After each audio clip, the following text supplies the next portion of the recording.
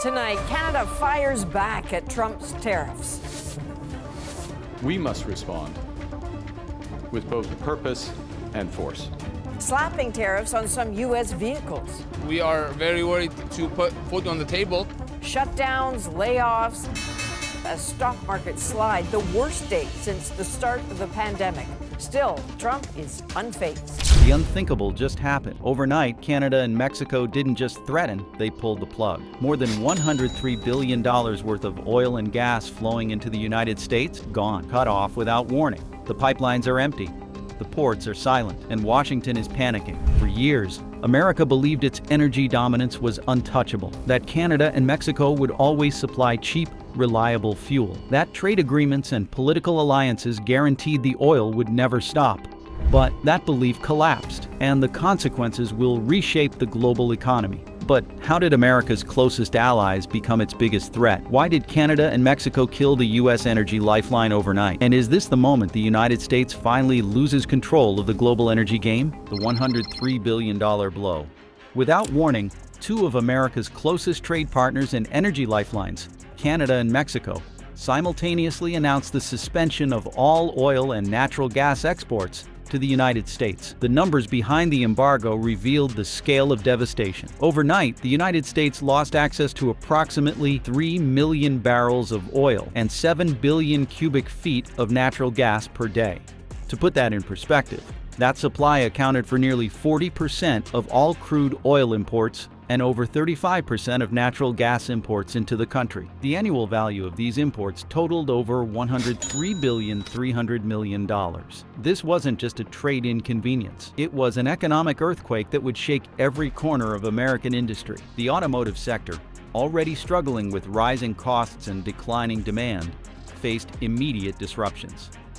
Refineries along the Gulf Coast, designed specifically to process heavy Canadian crude, reported they would run out of raw materials within 2 weeks. Airlines warned that fuel prices could rise by over $2 per gallon, while trucking companies began calculating how to pass skyrocketing diesel costs on to consumers. The impact extended far beyond transportation. Petrochemical plants in Texas and Louisiana, dependent on Canadian and Mexican natural gas, began laying off workers within 48 hours. Utility companies in the Northeast warned of rolling blackouts and higher electricity bills as they scrambled to find new sources of energy. And as the dust settled, it became clear this wasn't going to be a temporary disruption. If you've made it this far, you can already tell this isn't just a headline. This is a full-blown collapse of America's energy security. So if you want to stay informed on what happens next, make sure to subscribe right now and tap the like button.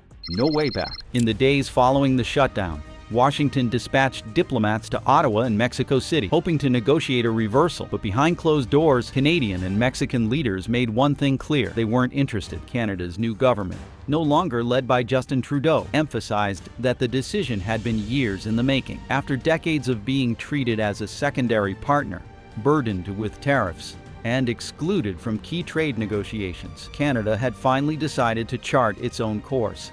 Mexican officials echoed the same sentiment, stating that the energy alliance with the United States had been exploitative and one-sided for far too long. Both governments pointed to new trade agreements signed with Europe and Asia. Canada had finalized multi-billion-dollar energy deals with Germany, Japan, and India. Mexico had expanded its energy exports to South American and Asian markets, reducing its reliance on the American economy. The message was clear. This was not a negotiation tactic. It was a permanent, strategic shift. For Washington, this reality was devastating. No amount of diplomatic pressure, trade incentives, or promises of tariff rollbacks would bring Canada and Mexico back to the table. The energy lifeline that the United States had assumed would always be there was now permanently cut. To understand how America ended up in this crisis, one must look back at the spark that lit the fuse. The spark.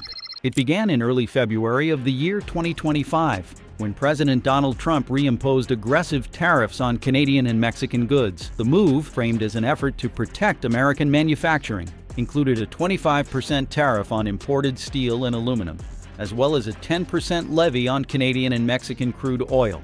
At first, Washington believed Canada and Mexico would simply endure the blow as they had in the past. But what U.S. policymakers failed to realize was that the political landscape in both countries had changed. Canada's new leadership, emboldened by a growing trade partnership with Europe and Asia, refused to play the same game. Mexico, facing domestic pressure to assert its sovereignty, also decided it was time to push back. Within weeks of the tariff announcement, Canadian and Mexican officials began coordinating behind the scenes. They held high-level meetings, fast-tracked alternative export routes, and finalized long-delayed infrastructure projects to move energy resources away from the United States. The oil embargo wasn't a knee-jerk reaction. It was a calculated response to years of trade aggression, protectionism, and American economic dominance. By the time the United States realized what was happening, it was too late. The fuse had already burned down to the powder keg. And as America scrambled to manage the fallout, it became painfully clear that the days of North American energy cooperation were over. Washington's fatal miscalculation. Policymakers in Washington operated under a dangerous illusion,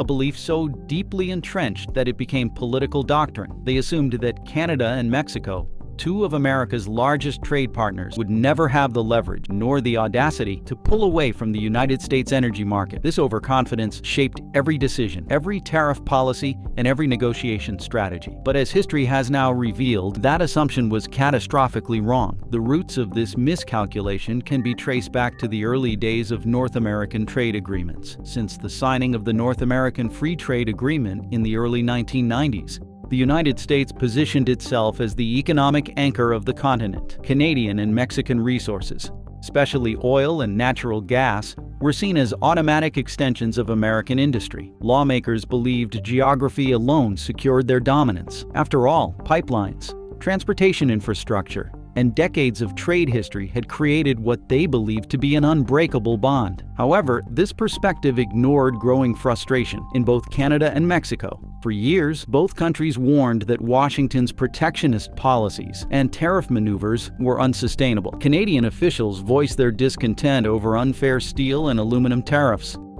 Mexican leaders criticized aggressive border taxes and import duties. Yet these concerns were brushed aside by American policymakers, who believed their neighbors had no alternative but to comply. This political arrogance reached its peak when the United States imposed sweeping tariffs in early 2025. The administration assumed that Canada and Mexico, despite their anger, would have no choice but to continue supplying oil and natural gas to the U.S. market. Washington officials overlooked clear signals of shifting global alliances and failed to anticipate that both countries had already begun laying the groundwork for alternative trade deals. The warning signs were there. Canada investing in liquefied natural gas terminals, Mexico strengthening ties with Asian energy buyers. But Washington's leadership refused to believe that these moves could amount to a serious threat. That blindness has now come at a steep cost. Canada and Mexico's coordinated shutdown of $103.3 billion worth of oil exports to the United States was not a sudden betrayal. It was a long-telegraphed response to years of political misjudgment. As the reality of this crisis set in, the cracks within Washington's political establishment became impossible to ignore. Divided Congress. The moment Canada and Mexico announced the shutdown of oil exports to the United States, Capitol Hill erupted into chaos. Behind closed doors, emergency meetings were held. Speeches were made, and media statements poured out, but none of it led to a concrete solution. Instead, Congress fell into bitter, paralyzing division. The stakes were clear. American industries were grinding to a halt. Fuel prices were climbing by the hour. Families in rural and urban areas alike were facing skyrocketing energy bills. And yet, the very people tasked with fixing the crisis could not agree on a path forward. On one side, Republican lawmakers demanded an immediate rollback of tariffs and a full renegotiation of trade deals with Canada and Mexico. They argued that economic diplomacy was the only way to restore energy stability. On the other side, Democratic legislators insisted that the U.S. should double down on domestic energy production, calling for new drilling permits, renewable energy subsidies, and emergency fuel reserves. Caught in the middle were moderates and independents, many of whom recognized that neither approach offered a quick fix. Their attempts to craft a bipartisan solution were drowned out by partisan bickering. Every proposal was blocked by procedural roadblocks, filibusters, or last-minute amendments that turned debate into deadlock. As the crisis worsened, public pressure mounted. Protests erupted outside congressional offices. Industry leaders issued dire warnings. Voters flooded phone lines demanding immediate action. But the gridlock persisted. The very structure of American politics, a system designed for debate and consensus, had become its greatest obstacle. By the end of the second second month of the oil crisis. No legislation had passed. Emergency funding bills stalled. Trade negotiators were left without clear mandates. The White House scrambled to issue executive orders, but these temporary measures failed to address the structural collapse of U.S. energy supply chains. This political paralysis deepened public anxiety and, in turn, rattled financial markets. As Congress remained deadlocked, Wall Street began to crumble under the weight of uncertainty. Wall Street's collapse. The day Canada and Mexico confirmed their coordinated oil supply cutoff, Wall Street entered freefall. Energy stocks were the first to collapse. Major players like ExxonMobil, Chevron, and Valero saw their valuations plunge by double digits within hours. But the damage did not stop there. The energy sector's crash sent shockwaves through every corner of the financial market. American automakers, heavily reliant on cheap fuel for both production and consumer demand, saw their stocks tank. Airlines issued profit warnings. Logistics companies announced layoffs. Even technology firms, whose data centers and manufacturing lines depend on stable electricity costs, were affected. The Dow Jones Industrial Average suffered one of its largest single-day drops in history, shedding over 1,000 points. The S&P 500 and NASDAQ followed suit, erasing trillions of dollars in market value within days. The financial pain spread beyond Wall Street. Retirement accounts, pension funds, and individual investments tied to these markets experienced sharp losses, wiping out years of savings for millions of Americans. Investor confidence evaporated. Hedge funds offloaded positions in energy-dependent sectors. Foreign investors began pulling out of American markets, fearing long-term instability. Credit agencies issued warning, hinting that the United States credit rating could be downgraded if the crisis continued unchecked. The panic was not limited to stocks. The bond market experienced unprecedented volatility. As investors sought safe havens, yields on government bonds dropped sharply, signaling a flight to safety amid economic uncertainty. Commodity prices spiked, often seen as a refuge in times of crisis, soared to record highs. By the end of the first quarter following the oil supply cutoff, Wall Street's losses exceeded $3 trillion. The financial sector was left reeling, with no clear end in sight. And while Washington's political leaders scrambled behind the scenes, markets continued to tumble, erasing wealth and confidence alike. The damage to America's financial infrastructure could not be undone overnight. It would take years to rebuild what had been lost, and even longer to restore the public's faith in the system. As Wall Street struggled to recover, all eyes turned back to the heart of the crisis, the White House, and its increasingly desperate attempts to contain the fallout. Gas prices explode. The moment Canadian and Mexican oil exports to the United States came to a grinding halt, the most immediate and painful effect was felt at the gas pump. For decades, American consumers took for granted that fuel prices would remain relatively stable because of one unbreakable assumption: Canada and Mexico would never pull the plug on energy supplies. That assumption is now shattered. Overnight, fuel prices surged to historic levels, forcing millions of Americans to rethink how they drive, work, and even live. Across the country, gas stations displayed numbers that seemed unthinkable just weeks earlier. The average price for a gallon of regular gasoline soared past $6 in California, $5.75 in New York, and $5.60 in Texas. In rural states like Montana and North Dakota, where transportation costs are already higher due to distance and infrastructure limitations, prices surpassed $6.50 per gallon. The ripple effect was immediate. Families planning road trips canceled their vacations. Long commutes became unsustainable for working-class Americans, already struggling to make ends meet. Rideshare companies like Uber and Lyft hiked their prices, and delivery services tacked on new fuel surcharges. Even the simple act of grocery shopping became a financial burden, as every product transported by truck reflected the rising cost of fuel. Economists warned that this was just the beginning. With the loss of Canadian and Mexican oil, American refineries scrambled to secure alternative sources, often at premium prices from unstable regions like Venezuela and the Middle East. The higher cost of crude oil, combined with increased transportation expenses, created a perfect storm of inflationary pressure.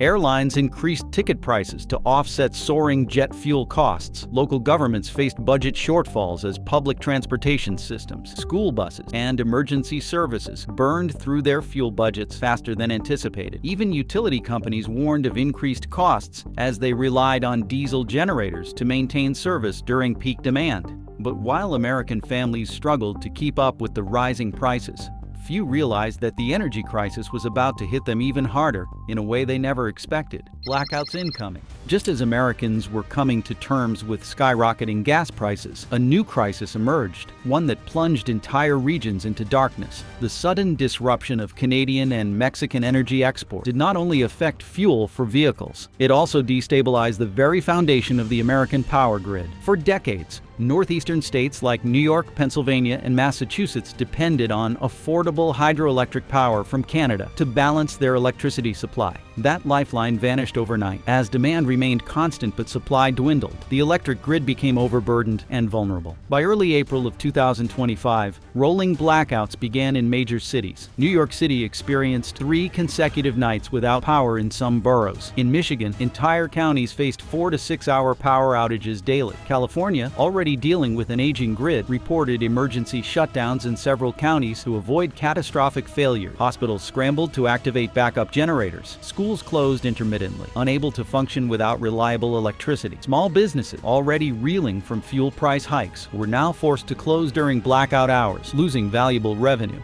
The strain extended beyond urban centers. Rural communities in states like Ohio, Indiana, and Kentucky were hit hardest. Unlike large cities, these areas lacked the infrastructure and political clout to receive prioritized energy distribution. Residents resorted to stockpiling candles, batteries, and portable generators, further driving up the cost of these essential items. Energy analysts warned that the worst was yet to come. Summer was approaching, bringing with it soaring temperatures and increased electricity demand. Without immediate action, experts predicted widespread blackout that could cripple the American economy even further. As the grid faltered, another crisis was brewing, one that threatened to dismantle the entire backbone of American industry. How U.S. factories and trucking fell apart. The American economy is built on movement. The movement of goods, raw materials, and finished products across thousands of miles of highways, railroads, and shipping lanes. When the oil supply dried up, that movement began to grind to a halt. At the heart of this collapse was the trucking industry. Diesel prices skyrocketed to $8 per gallon in some states, making long-haul transportation financially unsustainable. Trucking companies that operated on razor-thin profit margins were forced to reduce routes, lay off drivers, or shut down entirely. Essential goods like food, medicine, and building materials piled up at distribution centers, unable to reach their destinations. Factories suffered equally devastating consequences. Automotive plants in Michigan and Ohio halted production as they struggled to secure parts delivered by truck. Steel manufacturers in Pennsylvania reported a 30% decrease in output, unable to afford the energy needed to power their furnaces. Technology companies reliant on raw materials from Canada faced shortages that delayed production schedules by months.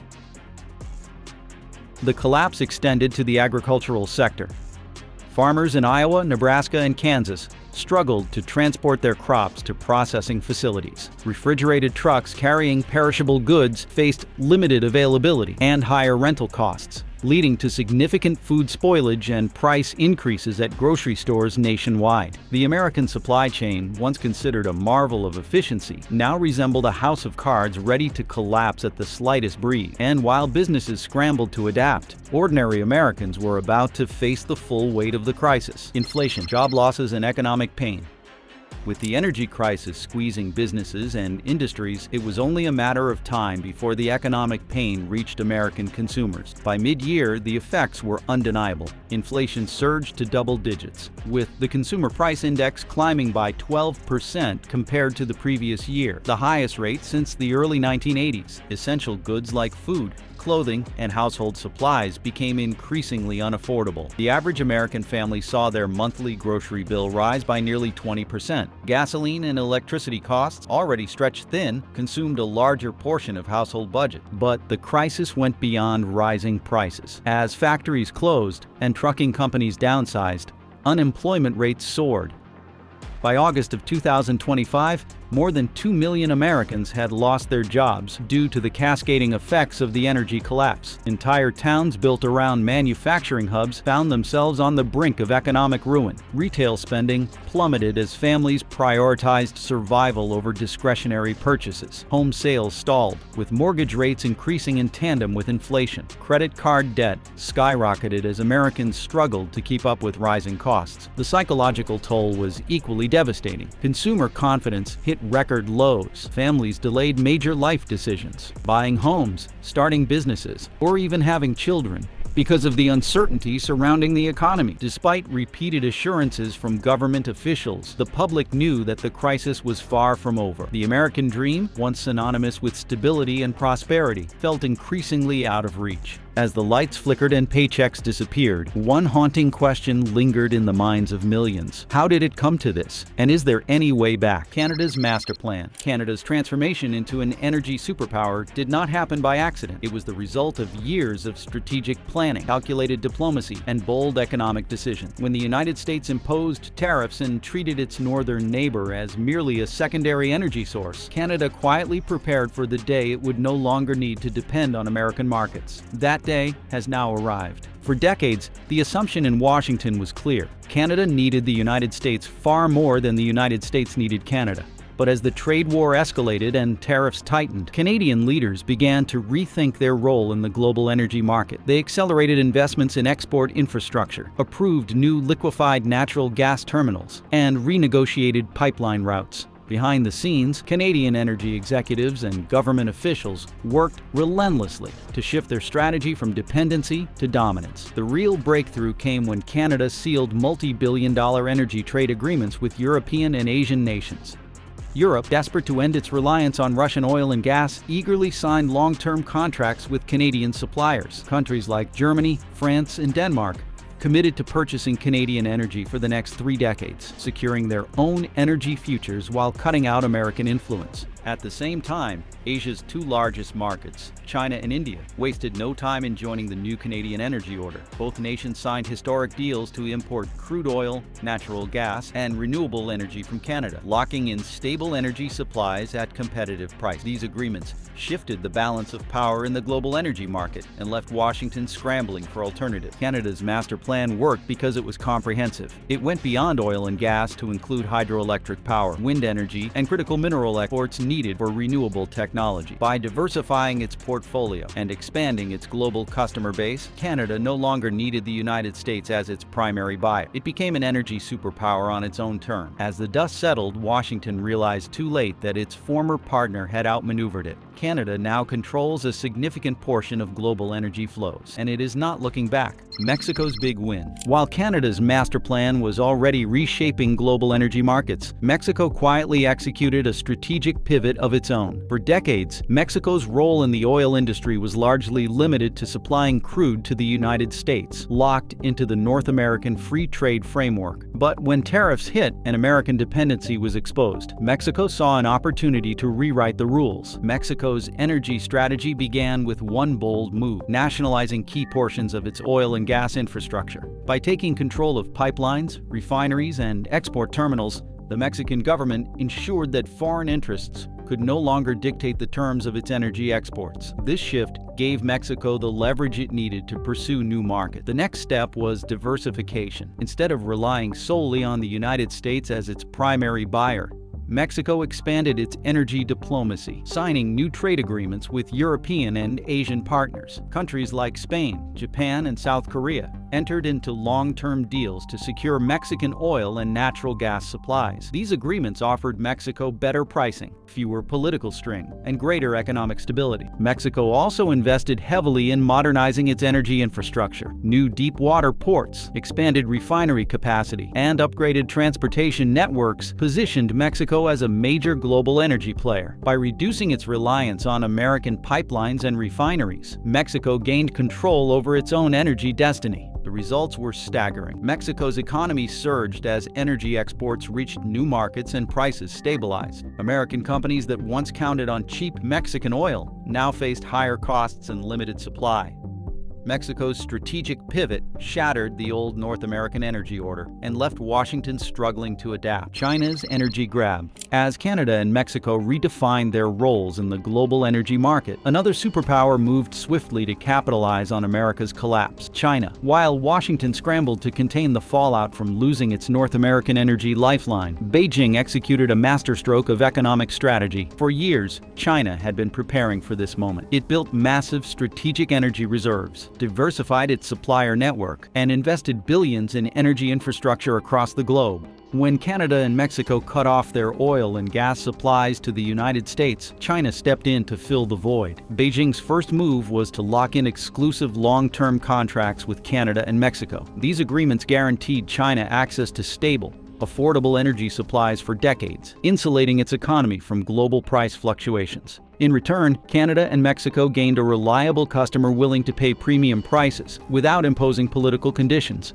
China also expanded its influence in other energy-producing regions, including Africa, the Middle East, and South America, by financing infrastructure projects and offering favorable trade terms. Beijing secured additional energy sources to hedge against any future disruptions. The consequences for the United States were severe. Not only did Washington lose access to critical energy supplies, but it also watched as China consolidated power over global energy markets. America's economic competitors now held the keys to the world's oil and gas resources, leaving Washington vulnerable to supply shocks and price manipulation.